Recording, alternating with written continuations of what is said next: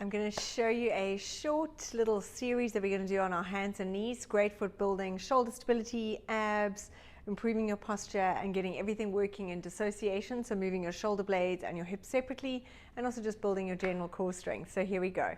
Starting on your hands and knees. In this position, always make sure, squeaky floorboard, there we go. Always make sure that your hands are directly under your shoulders. I see a lot of people from here. You want to make sure they're right under your shoulders, and also that the knees are directly under your hips again. I see a lot of people here. So you want to set that up properly. From here, slide those shoulder blades down towards your bottom. So you don't want them hunched, you want to slide them down. Pulling your belly button in away from the floor so you've got a perfectly flat back. Try not to sink those shoulder blades. You want to push the floor away a little bit, tummy pulled in. From here, we're going to start with a warm-up. We're going to go into our cat-cow.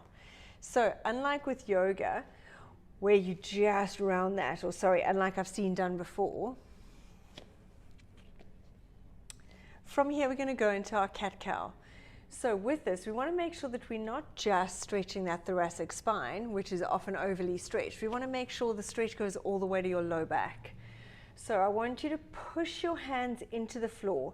Breathing out, look at your belly button, so you're rounding that back, and push yourself back. Push the palms of your hands into the floor. Push back until you start to feel that stretch in your low back. So it almost looks like I'm going into a child's pose, but you're holding it. And I've got a nice round back going the whole way. Then as you come forward, slide those shoulders down and back, and extend your neck and your chest. Then from here, breathing out. Look at your belly button. Push yourself back. Tuck that pelvis under. Feel the stretch in your low back. And coming forward, extend. You don't want to just sink. You want to think of sliding those shoulders down and back, looking up. Let's go for one more. Breathing out. Push those hands into the floor. Send your bum back. And coming forward. Nice. Now we're going to go into our pelvic clock. So from here, we're going to use that pelvis. We're going to tuck under, take it around to the side, arching it the whole way, other side. So we're doing a little 360 movement. So your whole spine starts to move. Follow it all the way around. If I show you from the front, you're going round to the side, breathing out, tucking under. So you can see I'm moving that whole spine. One more this way. That's it. And then change direction. Side, tucking under. Breathing out. Now if your wrist gets sore in this position, you can always go onto your fists. If you really find it uncomfortable, you're welcome to get a little ledge or a little counter, and you can rest your arms on it, so you can be up in this position. Great. 5 one way, 5 the other way. Now from here, we're going to do scapular dissociation. We're going to move those scapula around the rib cage. So you want to think from here of sliding that shoulder blade forward and then sliding it back. Your back and your thoracic spine stay dead still. So you almost want to think of wrapping that shoulder blade around the rib cage and coming back. Make sure everything else stays dead still. I'm not doing this anymore. It's just those shoulder blades moving. So we push the floor away and sink. Your arms stay dead straight. It's just those shoulder blades wrapping around and coming back. Let's go for 3 more. Tummy pulled in away from the floor. 2. 1. Beautiful. Taking it back, rolling out those wrists, give them a little break.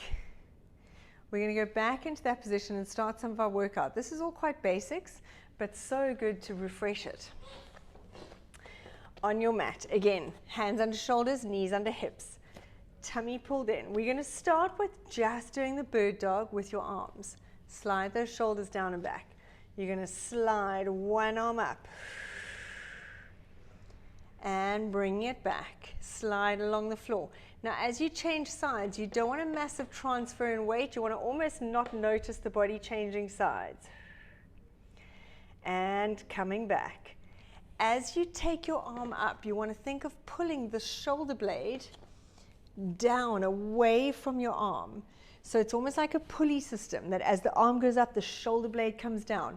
You don't want to be doing this action. You want to kind of slide, really pull it down here. Let's go for 2 more each side. Tummy pulled in, breathing in and out. And as you slide that arm along the floor, almost think of lengthening it further away as you pull that arm up. Tummy in, shoulders down and back, 1 more each side. Squeezing those shoulder blades back, beautiful, last one. Now we're going to go into the legs. Same thing, tummy pulled in, shoulders down and back. Again, you want to make sure that you slide that foot along the floor and just keep thinking of lengthening it as it comes up. You don't want to lift and arch your back. This stays pulled in. Lengthen this leg away from you. Think of stretching and then sliding it back in. As you change sides, use your abs to make sure that you don't notice a huge shift in your weight.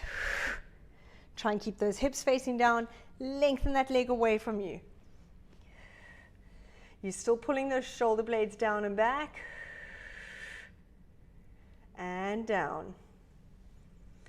Let's go for 2 more. Pull that belly button in.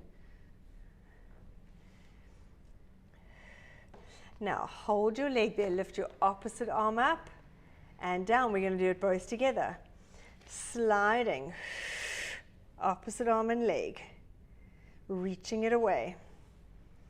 We're going for 5 on each side. Stretch. Now from here, think of trying to touch the pillow on either side. You don't want to just lift and arch. You want to lengthen away, still pulling the shoulder blade down and back. Nice. Tummy pulled in. You're really focusing on everything. Shoulder blades, tummy, bum, stretching. 3 more each side.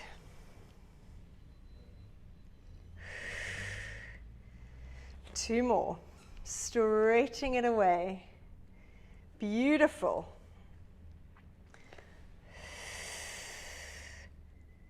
Lengthen that leg, stretch it. Correct those shoulders. Now, holding it here, we're going to take this leg up and down. Keep this hand up, shoulders down and back. Now, as you lift this leg up and down, notice my back is staying dead still. It's just a little squeeze from the butt. For 5 more. 4, 3, pull that belly button in. 2, 1, placing it down. Let's change sides, reach that arm and leg away. Just from the bum. Everything staying dead still.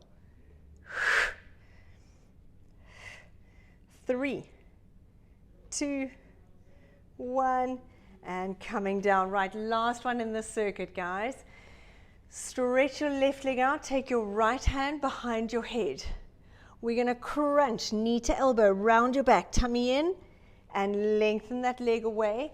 You want to think of lifting that arm up. So from here, we're going to crunch and stretch, lift up that elbow. Breathing out, lengthen again, don't arch your back. For 5, 4, 3, tummy pulled in. 1. I nearly lost my balance there. You really have to focus on that core. Other side, last one in the circuit. Left hand behind your head, right leg stretched out. Let's go. And lengthen. Crunch and stretch.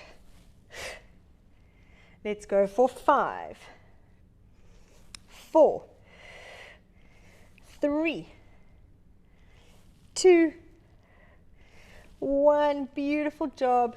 Placing those feet together, open up those knees, pushing yourself back into that child's pose.